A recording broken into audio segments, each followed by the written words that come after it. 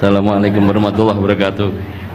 Pada Habibana Jindan, Gus Baha dan semuanya, langsung saja mengikuti daripada apa yang disampaikan Gus Baha, yaitu gerakan cangkem elek. Alhamdulillah tempat kita di daerah Bogor khususnya bertempat yang berseberangan dengan beberapa faham yang macam-macam, dan itu mustajab gerakan cangkem elek untuk menghadapi mereka. Ngoten Gus.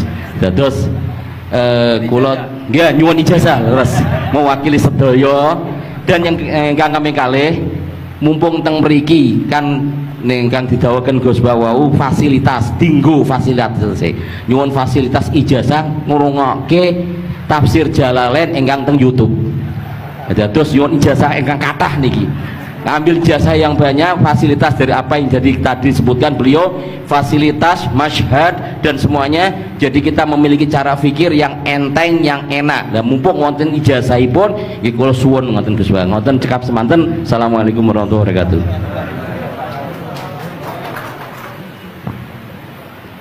Assalamualaikum warahmatullahi wabarakatuh. Gus Bah, saya Nawawi Bahrudin. Kalau secara organisasi saya dari PCNU Kota Tangerang. Saya Mustasar. Bersyukur sekali saya bisa berjumpa dengan Gus Baha dan Habib Jindan, yang beliau ini keduanya adalah idola saya. Kalau boleh ngaku, saya ini ngaku sebagai santri kalong virtual via YouTube Gus Baha dan Habib Jindan. Jadi apa namanya, sejak kecil saya ini dididik secara tradisi tasawuf yang agak tersangat keras begitu ya. Kalau saya boleh cerita nih, ada ponakan saya nih Ustaz Samsuri, kami tuh keluarga besar kami tidak ada yang dulu miara TV Gus, televisi nggak ada, bunga bank juga susah gitu, musik itu haram, speaker nih juga haram nih dulu. Nah perkembangannya kemudian semakin besar, ada idola-idola kami yang agak keras begitu melontarkan kritik kepada pemerintah, yang kemudian itu membuat saya galau gitu ya, kenapa ulama-ulama kita bersikap terhadap pemerintah keras memberikan kritik. Nah saya menemukan jawaban bertemu dengan Habib Jindan via YouTube tentunya dulu ya, walaupun saya kebetulan pernah juga silaturahim, kemudian juga dengan Gus Baha. Ini ada perspektif yang berbeda gitu ya, antara relasi ulama dengan umaro. Pendekatannya itu tidak yang kritik, yang bukan sekedar kritik tapi adalah menghujat.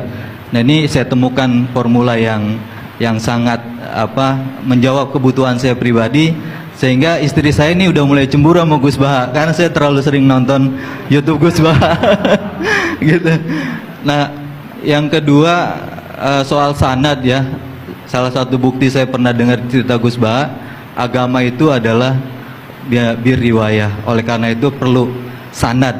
Nah saya merindukan bersanad dengan Gus Baha nih, tapi kan saya bukan santri yang secara langsung, oleh karena itu dalam kesempatan ini saya ingin minta rukhsah sebetulnya Gus dan Habib, kami ini kalau boleh mewakili diakui sebagai murid Gus Baha, bisa bersanad walaupun dalam pertemuan tatap mukanya saat ini aja baru. Mudah-mudahan ke depan bisa dilanjutkan. Terima kasih Gus. Assalamualaikum warahmatullahi wabarakatuh. Nggak apa-apa Ustaz, sahabat aja sekali ketemu Nabi langsung jadi sahabat kok. Baik, Gus Baha barangkali duluan. Kiai Abdurrahman Sahal, Kiai Ustaz Nawawi. Gus yang bagian ngeleng-ngeleng. Iya, apa saya Gus? Iya. Begini ya, masalah cangkem elek tadi ya. Bakat tuh sampean? Sudah, alhamdulillah sudah bakat. Karena kalau lewat Habib Jindan tidak pantas, beliau biar sempurna saja, tidak usah sanad itu. Jadi begini, dulu ketika Sulhul Hudaybiyah itu kan umat Islam sedikit sekali, terus dipaksa untuk pulang dari Mekah, tidak boleh umroh. Terus sahabat berkomitmen berani mati bela-belain Rasulullah SAW. Ketika berani mati ini digojlok sama orang musyrik. Jangan-jangan setelah kami perang betul, kamu meninggalkan Muhammad. Ini yang omongannya orang musyrik. Abu Bakar, itu semua ulama tahu kalimat itu, cuma tidak usah diterjemah. Umsus bidrollat katanya. Itu adalah Abu Bakar yang ketikan itu.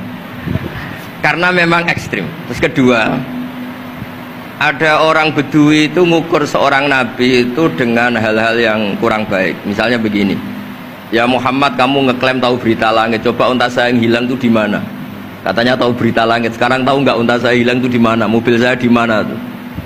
Begitu juga ketika untanya hamil, bunting itu tanya, Muhammad, kalau kamu nabi katanya tahu berita langit, kamu tahu isinya yang di unta saya ini? Itu ada sahabat yang saking nggak kuatnya demi bela nabi itu, udah kalau tanya gitu tanya saya terus. Terus si tadi orang tadi dibilangin sahabat, nazauta 'alaiha fakanat minha sakhlah. Jadi intinya ini Habib Jintan biar senyum-senyum aja. Jadi intinya kadang ad-difa sama orang-orang gitu mau tidak mau nggak ada pilihan itu. Kalau yang ma'ruf di Quran ya uffil lakum wa lima ta'buduna min dunillah. Jadi ketika Nabi Ibrahim ini sering saya patah-patah supaya tidak paham semua karena ini sanad kurang baik. Tapi kebutuhan itu. Biasanya yang minta itu yang jenisnya ya, seperti ini yang sudah cangkem elek cuma butuh legitimasi gitu. Jadi dia butuh nggak tanggung jawab, dilimpahkan ke saya. Kalau saya kalaupun salah kafaroh saya banyak. Saya kan ngapalin Quran. Kalau orang itu hafal Quran, inna wa ta'ala la yu'adzibu qalban wa al Quran. Kalau kamu sekali salah adabnya banyak. Kalau saya punya penawar banyak itu. Jadi faja'alahum judadan tadi. Siapa yang memecahi berhala ini? Kata Ibrahim, ya yang bawa kapak. Kenapa mecahin? Mungkin sentimen dia ingin disembah sendiri katanya. Tanya yang bawa kapak. Kata orang-orang kafir, kamu kan tahu berhala itu tidak bisa ngomong, masa disuruh nanya gitu. Otak kamu di mana? Nggak bisa ngomong, nggak disuruh nanya. Otak kamu di mana? Ibrahim balik, ya balik apa? Balik ngendikan, balik mengatakan uffil lakum. Otak kamu lalu di mana? Kayak ditanya aja tidak bisa jawab, kok kamu sembah. Jadi di beberapa kesempatan sahabat belain Nabi sampai gitu. Jadi banyak orang Bedui, orang-orang kurang peradaban, karena Nabi itu memang nyatanya mendapat berita dari langit. Mereka terus itu dijadikan alasan. Unta saya hilang di mana Muhammad? Ini di mana? Unta saya ini hamil itu bentuknya kayak apa? Katanya kamu tahu berita langit. Masa gini aja enggak tahu? Ya terus tadi. Saya enggak tahu, sahabatnya mungkin kayak jenengan enggak tahu saya. Terus dia ambil, udah tanya saya aja. Nazauta 'alaiha fakanat minka minha sakhlah. Nazauta itu sudah paling anaknya ya, kayak kamu lah, kamu yang nazauta 'alaiha, ada usah diterjemah nazauta 'alaiha itu. Tapi potongan-potongan gini tahu nazauta 'alaiha itu kayak. Artinya ya memang dalam banyak hal memang nggak bisa dihindari hal-hal seperti itu.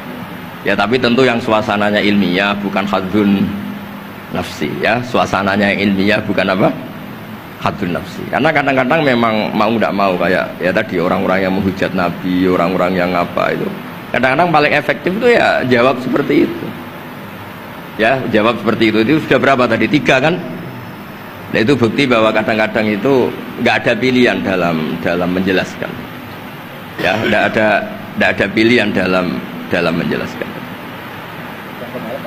Ya, maksudnya seperti itu, tapi tidak tahu saja. Daripada anggap bibitan kan kasihan. Saya aja yang jawab. Nah, terus tadi yang Jalalain rutin sanad saya memang sebetulnya kalau saya boleh milih di mana-mana sanad tuh ngajinya utuh. Saya dulu ngaji Mbah Mun itu mulai Jamul Jawami, Fathul Wahab banyak. Sebagai keluarga Quran, bapak saya itu hafal Quran tuh kayak Fatihah, ma'ruf itu di daerah saya. Tidak ada orang hafal Quran kayak Fatihah kayak bapak saya itu. Makanya tradisi keluarga kami memang Quran. Terus babah kami juga dari ulama Lasem, Habib Jidan pernah rawuh di mbah saya. Kebetulan pondoknya mbah saya namanya juga Al-Fakhriyah Habib. Jadi karena kalau konstruksinya tidak khatam seperti ini namanya ijazah amma. Ijazah amma ya cukup lah buat rame-rame. Tapi secara keilmuan itu masalah karena konstruksinya belum selesai.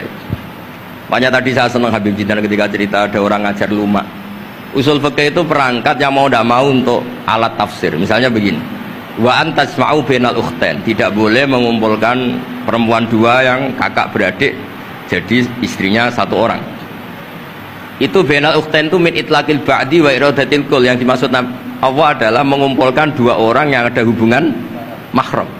Coba kalau kita misalnya bikin gerakan kembali ke Quran, berarti yang haram hanya antasma'u bainal ukhtain. Padahal yang haram adalah bainal mar'ah wa ammatiyah wala bainal mar'ah wa khalatiyah wala bainal mar'ah wa jaddatiyah. Pokoknya 2 perempuan yang ada hubungan mahram tidak boleh dikumpulkan dalam satu